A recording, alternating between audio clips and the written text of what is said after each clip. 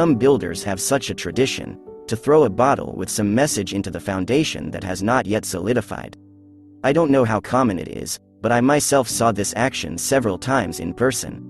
One experienced builder once told me about one of these bottles. I once worked on a complex of 3 buildings. At lunch, of course, all the workers crossed paths and whiled away the time playing board games and talking. One of them, already a gray-haired grandfather, forgive me, I don't remember his name, told me a strange story from his youth. Further from his words, we once worked at a similar facility, only there were not 3 buildings, but 2. And a small brick house nearby. It had to be demolished to level the area for something there. And this house gave us trouble. Heavy demolition trucks, as if by evil fate, constantly broke down on the very day they were going to be sent there.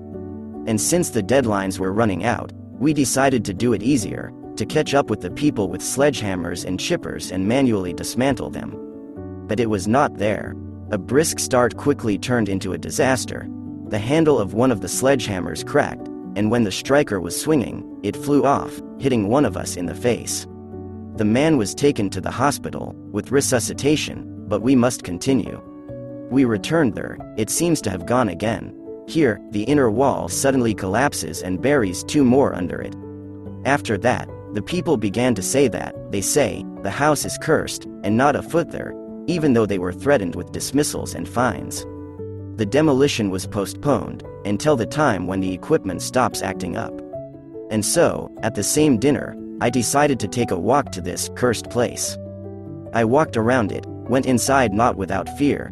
The house is like a house. Started looking at it, solid, still pre-war, built, as they say, for centuries. Then one of the walls caught my attention. Several bricks began to fall out in places.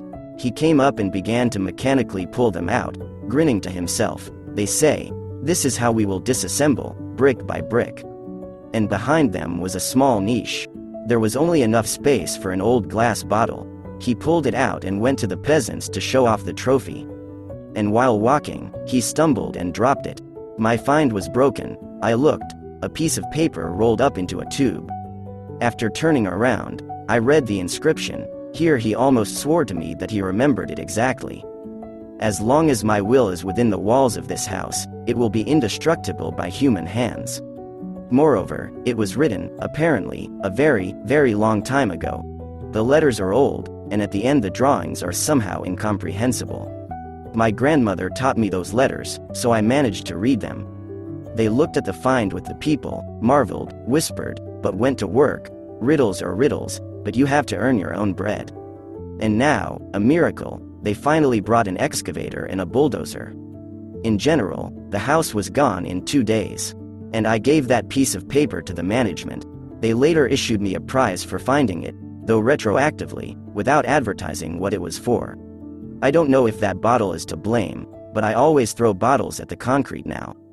Of course, we write all sorts of nonsense as a team, names, surnames, dates. I say hello to my mother, aunt, wife and so on. And I always add, let it stand on its conscience and be demolished without victims. Having finished his story, the old man finished his bottle of beer and began to write his initials on a piece of paper. Here's the story. Maybe true, maybe not. I don't know myself, but I know that omens don't just appear in our business.